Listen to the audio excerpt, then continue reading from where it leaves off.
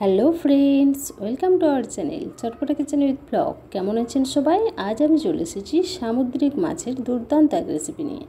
আশা করছি আপনাদের ভালো লাগবে। ভালো লাগলে লাইক, শেয়ার, সাবস্ক্রাইব করবেন আর শেষ পর্যন্ত স্কিপ না করে ভিডিওটি দেখতে থাকবেন। এখনও পর্যন্ত যে সকল বন্ধুরা চ্যানেলটি সাবস্ক্রাইব করেনি তাদের বলবো প্লিজ চ্যানেলটি সাবস্ক্রাইব করুন আর নতুন বন্ধু হয়ে পাশে থেকে উৎসাহ দিন নতুন রেসিপি তৈরি করার। চলুন তাহলে আমরা রেসিপি তৈরি করি। রেসিপিটা তৈরি করার জন্য আমি গ্যাস অন করে কড়া বসিয়ে নিয়েছি। এবার কড়ার মধ্যে দিয়ে দিচ্ছি 2 চামচ পরিমাণ সরিষার তেল। তেলের মধ্যে দিয়ে দেবো আগে থেকে কেটে রাখা বেগুন। এবার বেগুনের মধ্যে আমি অল্প লবণ আর হলুদ দিয়ে বেগুনগুলো হালকা করে ভেজে নেব।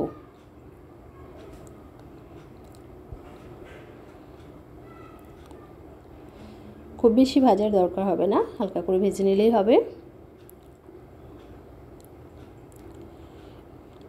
বেগুনগুলো ভাজা হয়ে গেছে। এবার আবারও আমি সরষের তেল দিয়ে নিয়েছি কড়ার মধ্যে। তেলের মধ্যে দিয়ে দিচ্ছি শুকনো লঙ্কা আর কালো জিরে ফোড়ন।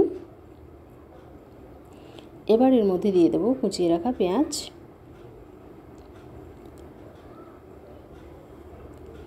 পেঁয়াজটা দেওয়ার পর এগুলো বেশ কিছুক্ষণ ভেজে নেব।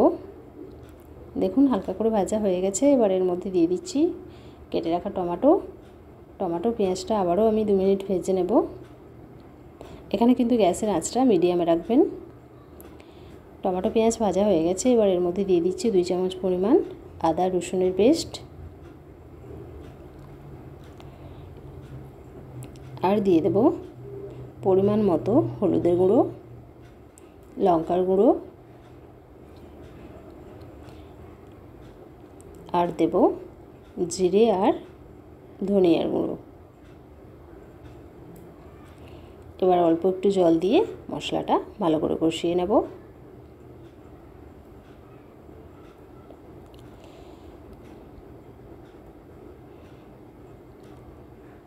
অল্প করে জল দিয়ে মশলাটা বেশ কষিয়ে নিচ্ছি।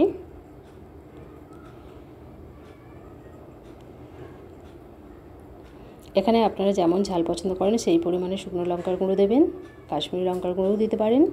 দেখুন মশলাটা কষানো হয়ে গেছে। এবার এই সময় আমি দিয়ে দিচ্ছি পরিমাণ মতো লবণ আর চিনি। লবণ চিনিটা দেওয়ার পর আবারও সব কিছু ভালো করে মিশিয়ে নিচ্ছি।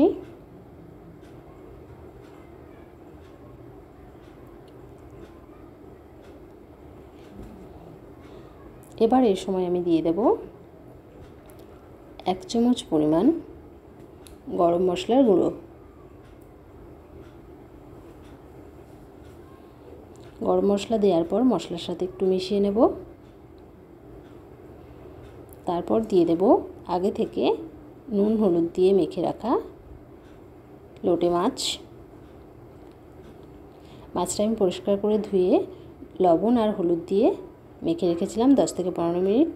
তারপর এটা মশলার মধ্যে দিয়ে নিচ্ছি।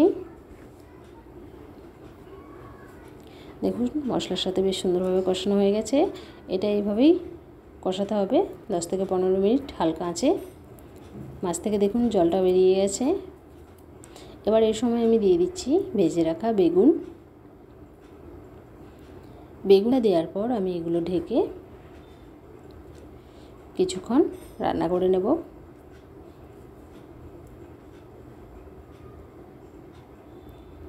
ফিরে আসলাম কিছুক্ষণ পর। দেখুন মাছ থেকে জলটা ছেড়ে দিয়েছে আর মাছগুলো বেশ সুন্দরভাবে সেদ্ধ হয়ে গেছে। খুন্তি দিয়ে নাড়াচাড়া করলেই হালকা করে মাছ থেকে কাঁটা ছেড়ে যাচ্ছে। আবারও আমি কিছুক্ষণ ঢেকে দেব। ফিরে আসলাম কিছুক্ষণ পর।